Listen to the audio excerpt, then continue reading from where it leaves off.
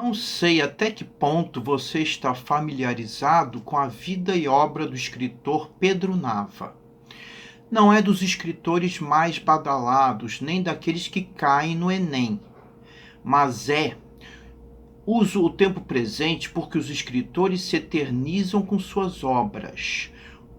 Um escritor extraordinário que, na época em que publicou seus livros, nos anos 1970 e início dos anos 1980, fez grande sucesso de crítica e público, inclusive chegando às listas de best-sellers, devido à originalidade de sua obra, diferente de tudo que já se escrevera antes no Brasil.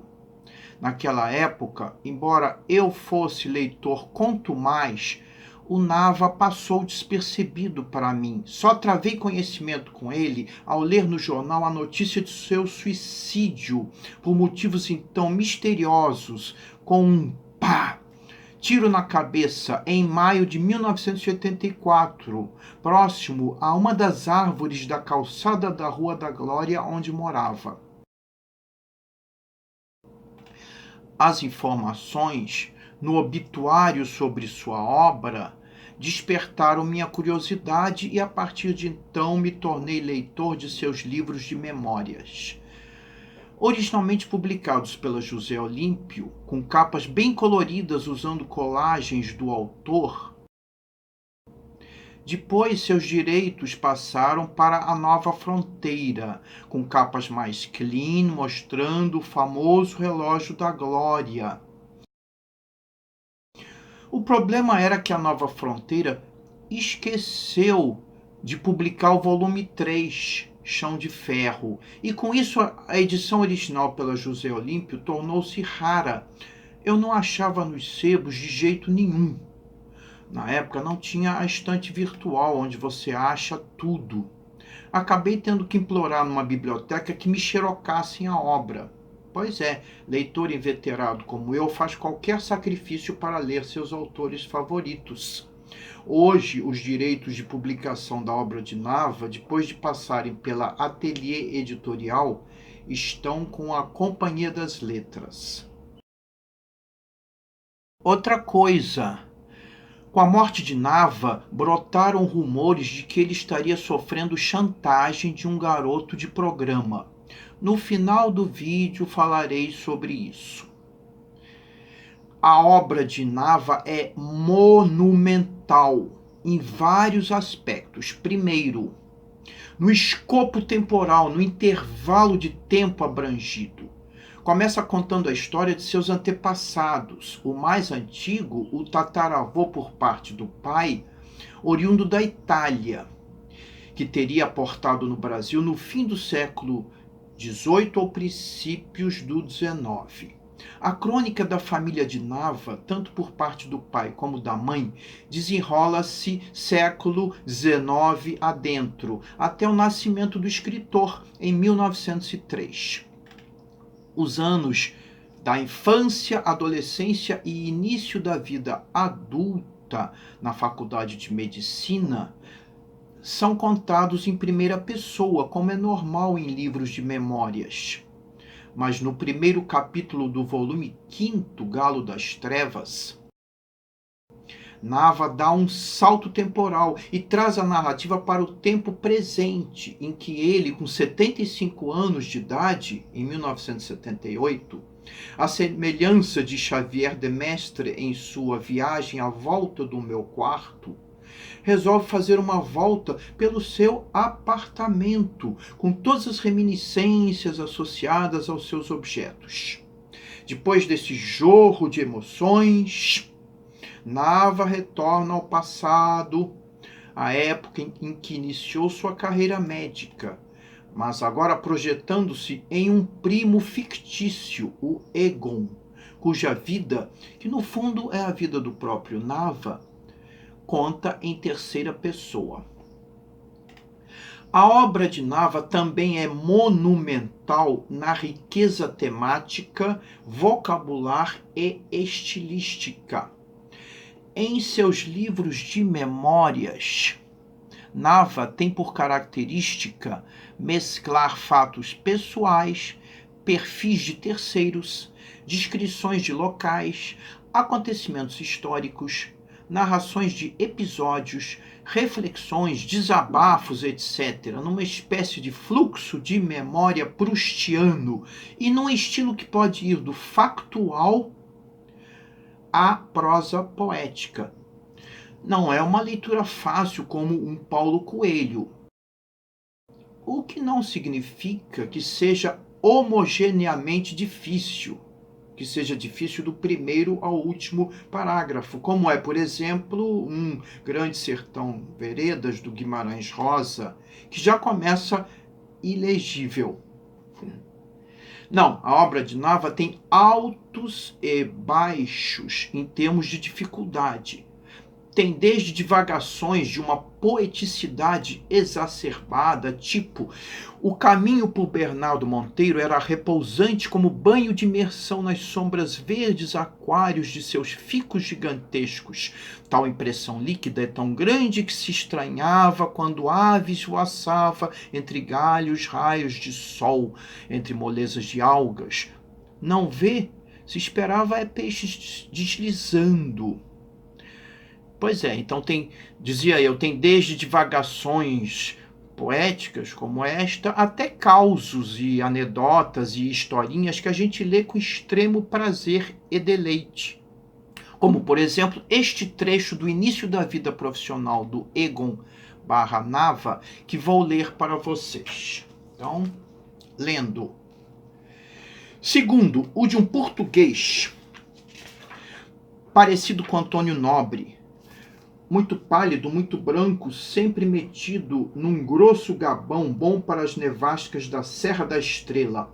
Andava com ele em Belo Horizonte, fizesse frio ou calor, sol ou chuva.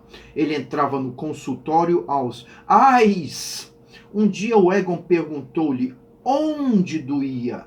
Nas costas? Nos peitos? Lugar nenhum, não, senhor doutor. Estou assim a gemer para agradar-lhe a vossa excelência. Pois é. São interessantíssimas também as descrições do Nava da passagem do cometa de Halley quando criança. Os estragos provocados pela gripe espanhola em 1918, o bombardeio de São Paulo na Revolução Constitucionalista, etc, etc. E com suas descrições da vida escolar, cheias de detalhes sobre os colegas, as matérias, os professores, as provas, a cola, a indisciplina, os castigos, Nava nos proporciona um inventário precioso do sistema educacional brasileiro na segunda década do século XX, comparável apenas, guardadas as devidas proporções, ao clássico O Ateneu de Raul Pompeia. Outro aspecto em que a obra de Nava é monumental é no tamanho.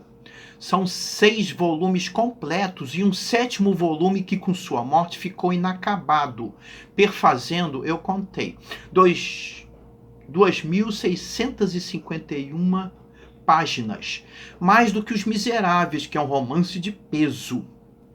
A obra é monumental ainda pela erudição. No decorrer dela, Nava ostenta conhecimentos de artes plásticas, literatura, arquitetura, medicina, história, da língua francesa, etc. Além disso tudo, Nava é profundo conhecedor do Rio de Janeiro e, à maneira de um João do Rio, em alguns trechos de sua obra, conduz o leitor pela alma encantadora de suas ruas. Diz ele: flanar nas ruas do Rio é prazer refinado, exige amor e conhecimento, não apenas o conhecimento local e o das conexões urbanas, é preciso um gênero de erudição. Para quem nunca leu o Pedro Nava, eu recomendaria começar pelo volume 2, Balão Cativo, que narra a infância e adolescência do autor no Rio e Minas Gerais. Depois passar para o 3, Chão de Ferro. época em que ele cursou o internato do Pedro II no Rio e passava as férias em Minas. E só depois, tendo se tornado fã do Nava, espero retroceder para o volume 1, a história dos antepassados, e depois avançar para os volumes seguintes. 4, 5, 6. A relação entre o Nava e o escritor francês Proust é muito bem explicitada em Crônica do Antônio Carlos Vilaça, cujo link está na descrição deste vídeo. Vilaça conta que, em Belo Horizonte, em 1925, Nava foi um dos primeiros de sua patota de estudantes intelectuais a lerem a obra de Proust, pouco depois da morte do romancista em 1922.